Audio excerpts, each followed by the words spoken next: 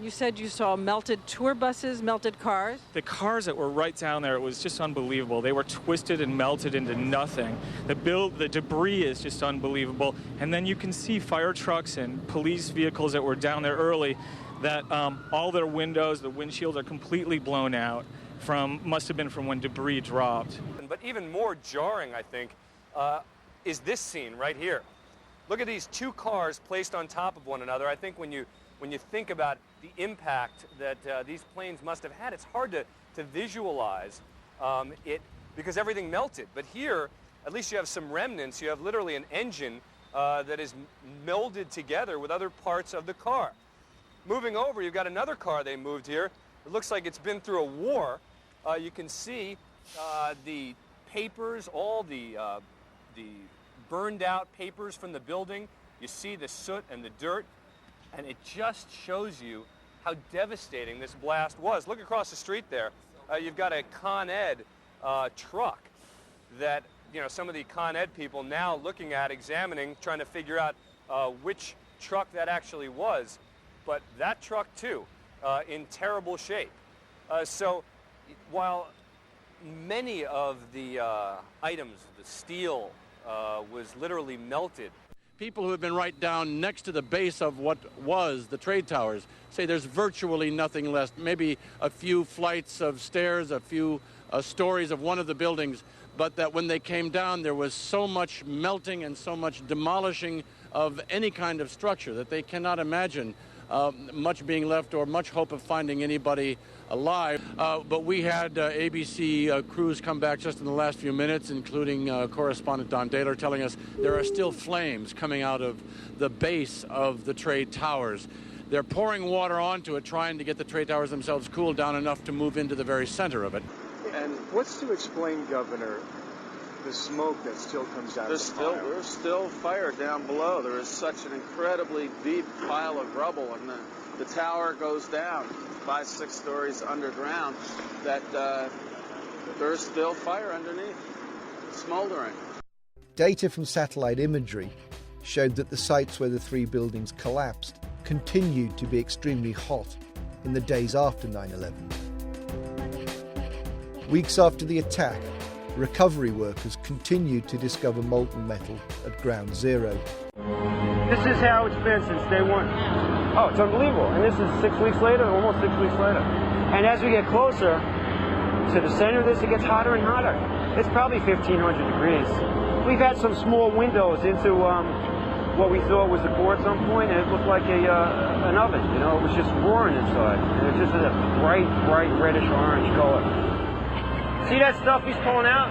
What was that, Chief? We're gonna hold off on the water. See the stuff he's pulling out? Yeah. It's red hot. If we hit it too much steam, you won't be able to see what he's doing. Great. You see how this debris is still smoking? That's from the fires that are still burning. 8 weeks later, we still got fires burning. Every now and then, one of the pieces of equipment will dig in, they'll open up a small area, the oxygen will rush in, and you'll get this plume of brown, black smoke coming up. That's because that fire just got more oxygen. So, these things are burning. At one point, I think they were about 2,800 degrees.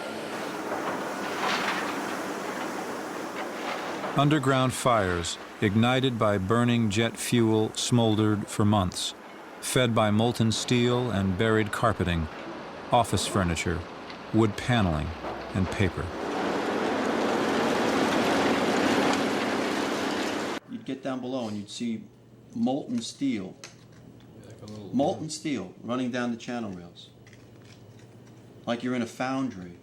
Yeah, like lava. Like it was lava from a volcano. Underground, it was still so hot that molten metal dripped down the sides of a wall from Building 6. However, they do hit hot spots occasionally, and everything stops. There were fires of 2,000 degrees Fahrenheit below the ground. The fire is burning from the bottom because you have so many million square feet of office space that are in those towers. What kind of combustibles are in 1 million square feet of office space? The paper, the furniture, the carpets. The fires got very intense down there, and it actually melted beams where it was molten steel that was being dug out. Steel-toed boots is one of the biggest things. Out still on the rubble, it's still, I believe, 1,100 degrees. The guy's boots just melt within a few hours. You saw steel, some of the thickest steel I've ever seen, bent like a pretzel. And you just couldn't imagine the force that took. All the iron is all crumbled. I don't know if a person that's never been an iron worker could imagine, but all of this massive iron, I mean pieces that weigh 20 tons, 50 tons, all mangled and just crushed and crumbled up. The grapplers were pulling stuff out, big sections of iron that were literally on fire on the other end. They would hit the air and burst into flames, which was pretty spooky to see. There was even a point where you would create an air pocket by moving steel, fueling the fires on the ground. It would ignite cars and cars would just blow up. But, you know, these underground fires were just like the fires of hell.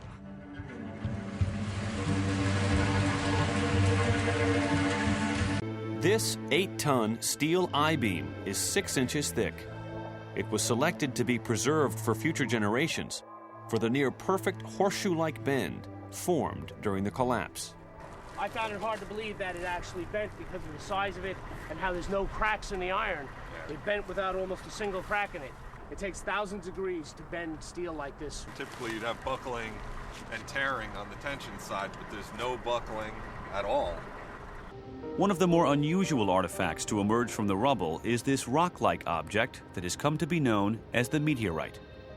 It's this fused element of steel, molten steel and concrete and all of these things all fused by the heat into one single element. And almost like a chunk of lava from Kilauea or Iceland, where they're very sharp but breakable shards on the end here.